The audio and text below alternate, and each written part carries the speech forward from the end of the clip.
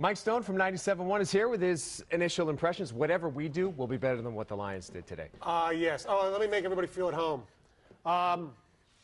False start, number 66. 11 of these again. 11. Is that every game? Every week they have to have 11 penalties? Don't tell me that momentum doesn't carry over from week to week, because I clearly think that if they had won that game, they would have gone in on a high. They would have just toyed with an 0-8 team. Instead, they played scared today.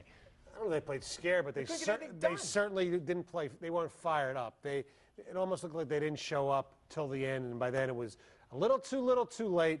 It was a disgrace. When you lose to a team that hasn't won a football game this year, and you're trying to prove to everybody that you are better than you were, and you come up with that effort, that's ridiculous. It's unacceptable. We're going to hop into it later. Yes. But quickly, Schwartz, at what point do we start questioning whether or not he's the guy for the job? You can start questioning. I still give him next year, and if they are, nowhere near a playoff berth next year, then you have to make changes. But I think it's still too early. There are definitely questions because that coaching staff, and he's in charge of it. Whoa, that was a great game plan offensively. Earlier, I said they were playing scared, and you kind of called me out on that. What I mean by that is that you can't go up against the team that's the worst-ranked rushing defensive team in the league and get nothing done. How does that happen? Well, you have a conservative game plan, number one. They were determined to run the football. And I'm sorry, he's turning into Javid Bust, and you can't keep running him up the middle. It does not work. We say it every week. They got to figure out a way to get him in space, and they couldn't run the football. And they couldn't stop the run, really. I mean, Freddie Jackson had a great game. And, yeah, I don't think they played scared, Tom, but what they did was they came out and played flat, whatever word you want to use. They didn't show up, which is horrible. And we talked about it once again, 11 penalties and, drops. Everybody, yep. Even Calvin, 2 drops in a row. Bryant Johnson, a drop. Pettigrew, a big drop that when they kicked the field goal to make it 14-6.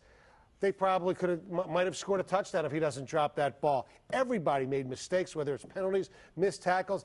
And the coaching staff, in particular Scott Linehan, I don't know why they don't try to get the ball downfield more. And I'm repeating myself, this running up the middle. And what's crazy to me is it just seems like a few weeks ago, they just beat the Redskins. They just beat the Redskins, and we said, well, who knows? They can maybe beat the Jets. Jets might be, not that good as we think. And lo and behold, they're winning 20-10. And then, you got Buffalo and Dallas, 2 winnable games, and maybe they can be like feeling good, 5-5 or something like that. And now you're wondering if they can even win a game. Those memories, they seem a long time ago. Meanwhile, the Cowboys, who they face next, they just went to New York and killed the Giants, so they got some momentum now, and that's going to, I think, carry over. You got Kitna, you got Roy Williams, you got all kinds of storylines. Des Bryant doing really well for the Cowboys. It does not look good. Then coming back for Thanksgiving, it's bad.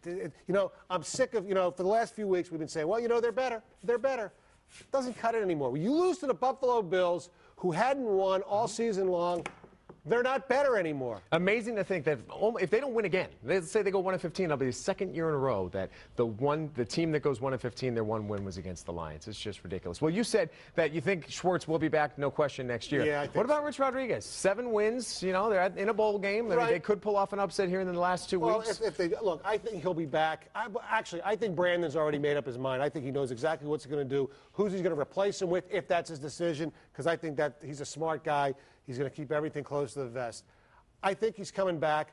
I personally would say, despite how good they played defensively yesterday, a lot of that was Purdue, you got to change some of your defensive coaches. But, man, between that and the Lions today, I want about 7 hours of my life back.